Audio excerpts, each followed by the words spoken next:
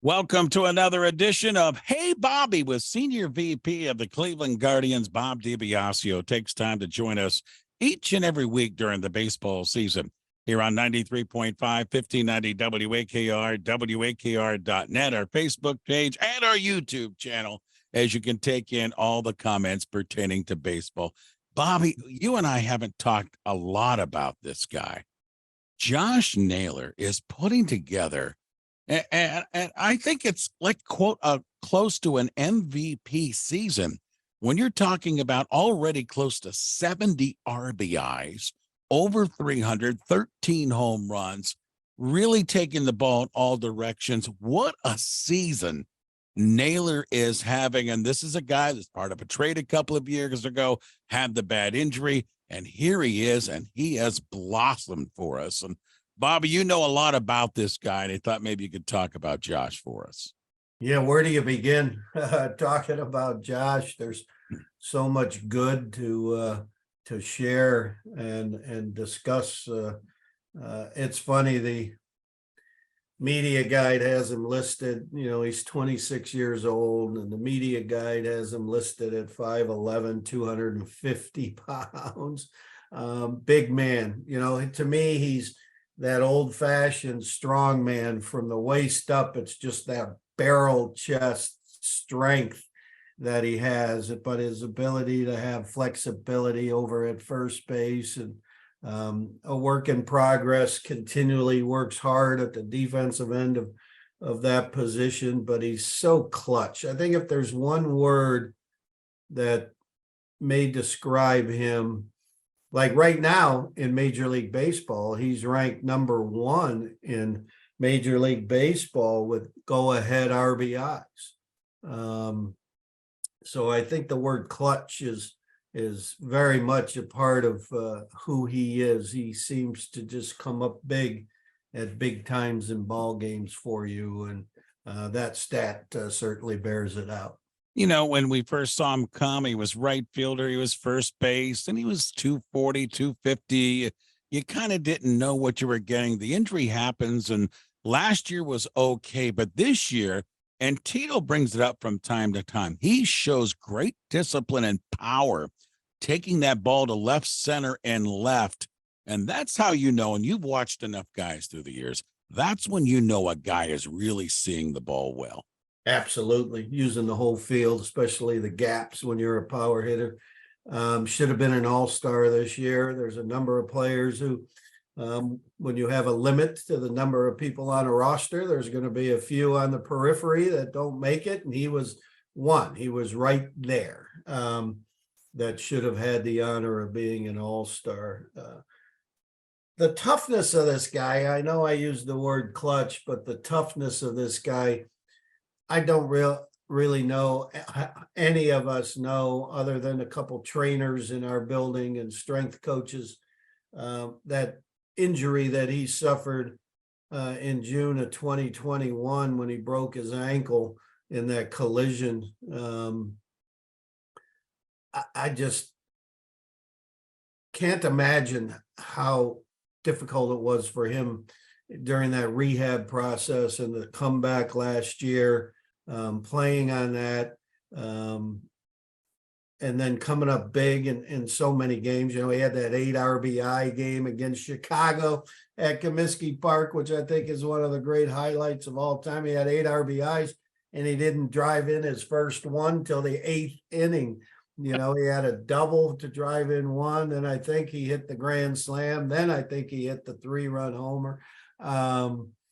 But for him to come back from such a tough injury, again, just the sheer toughness and grit of Josh is one of the things that you love about him. Wouldn't you also, and we're talking with Senior VP with the, Cleveland Guardians, Bob DiBiasio. Bobby, wouldn't you also say that when you look at the Guardians team, they have a lot of players that have that business-like approach to the game, whether it be Quan, whether it be Bell, whether it be Jose Ramirez. This guy here he's a little bit different. He's very emotional for this team. So we talk about his physical need, but also I think about that mental need, and his emotion and his passion, I think, is a big need and a big plus for this team day in, day out as well. I couldn't agree more. I mean, you need a mix of personalities. And not only do you need it, but it's automatic. You can't help but have it. You have 5 different countries represented on your roster, which brings in a whole different mindset of different cultures with fashion and food and music and all of those things. And so everybody will have a different personality. I think that's what's one of the great things about Tito is he embraces that individual personality of each of his players. And Josh is one of the emotional leaders of this ball club, sort of like Carlos Baerga was back in the mid-90s. We're hanging on, not having a great consistent year offensively or our bullpen, the injuries to our starting rotation, but we're right there in this season of having a chance to win our division.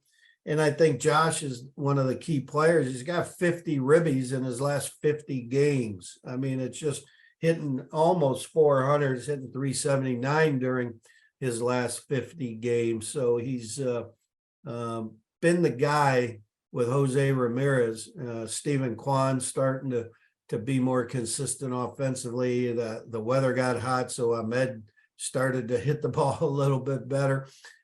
But Josh, right in the middle of it all, has been able to help this team in so many different ways.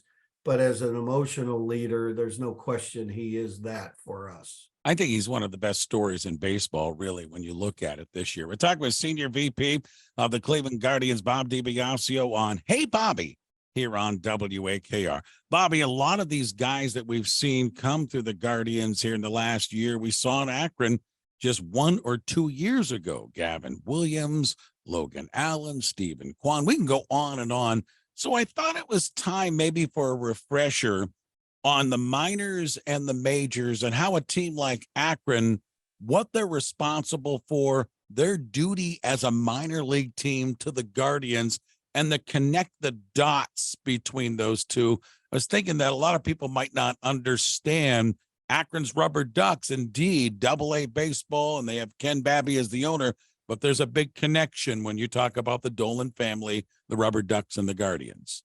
Well, Kenny and Mr. Fander, they run a first-class operation in Akron with the Rubber Ducks. It's a beautiful ballpark and real fun atmosphere. Our job is to provide a product on the field, and then all the things underneath that to provide the resources for our players to be the best they can be.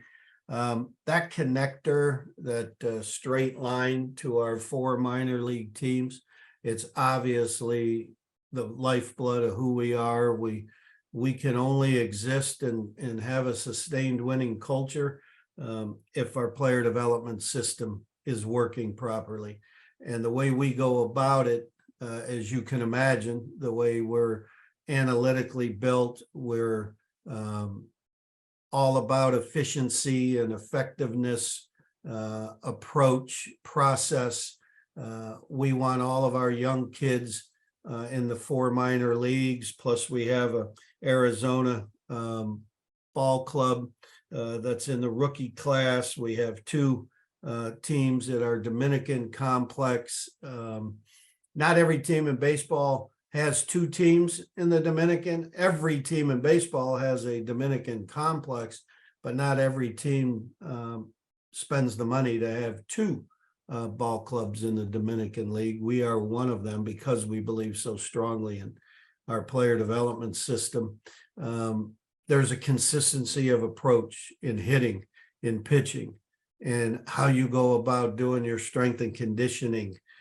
We take advantage of all sports science aspects. The software, robotic cameras cost millions of dollars to, again, do the things necessary so that our farm system can continue to feed our roster with top quality performances, not just in the batter's box, but on the mound. And obviously on the mound, we've been pretty darn good over the last 10 plus years of just keep rolling. And, Logan Allen just joined the team.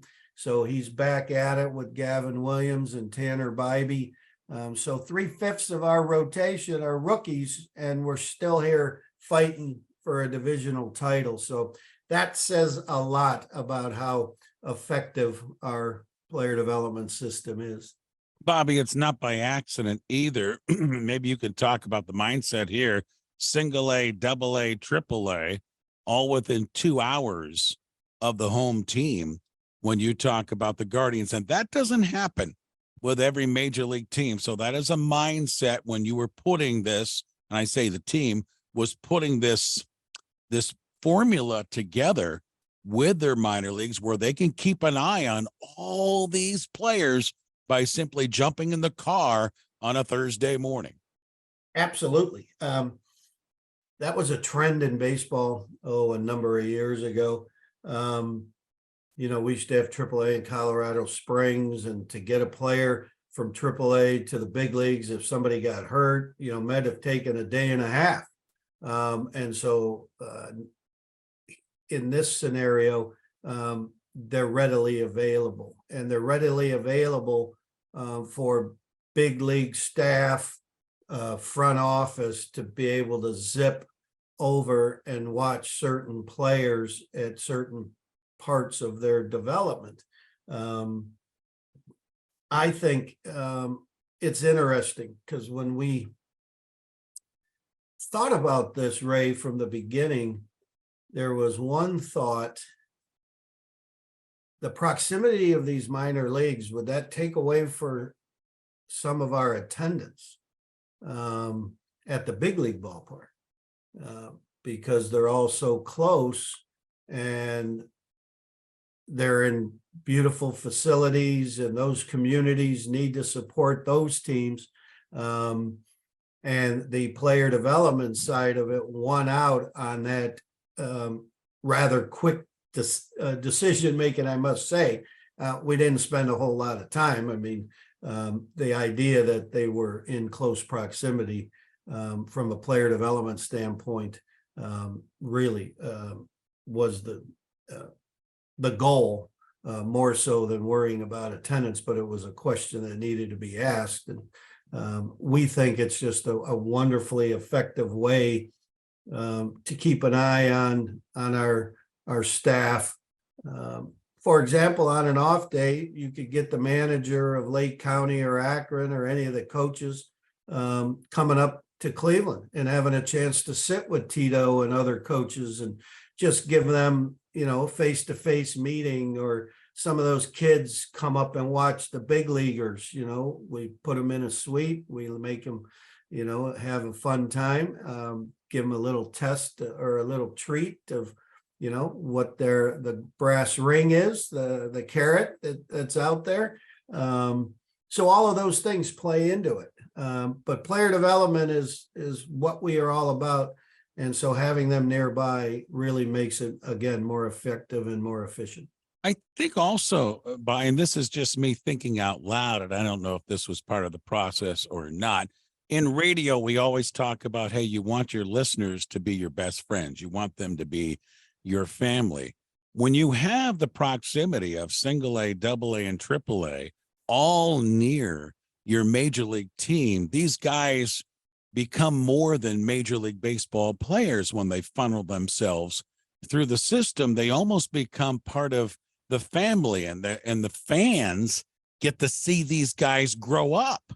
Single A, double A, triple A. And I can't tell you how many guys we've seen come through Akron, Columbus, the same, and the captains and all that stuff, where it really, I think, entrenches these guys to not just, especially with a team and a franchise that emphasizes development, that we've seen all these guys come up through the system, that they're not just a name and a number, they're part of the Guardians family, I think. Well, that was actually part of the discussion when we thought about attendance. It's like, well, how cool would it be that somebody gets to see a player over at Lake County And if they really fall in love with that specific player, they can go to Akron and not a far drive and watch their development, and then zip down to Columbus for a little bit. And next thing you know, they're wearing Cleveland across their chest. And so you've been there every step of the way. So you will come and watch them play in the big league ballpark. And there's no question people get attached to players, especially those who are season ticket holders and close to the minor league teams, because there's more of a chance that you'll get to meet those players and in the smaller towns and have somewhat of a deeper connection, that you really want to watch their development and feel like you're a part of it. And so there's no question that plays a role. There you go. Hey, Bobby was Senior VP of the Cleveland Guardians, Bob DiBiasio, takes time to join us at WAKR. Bobby, as always, thank you for the time, my friend. You know I always appreciate it, and we'll reconnect again next week. Thank you, Ray. Always fun. Go Guardians.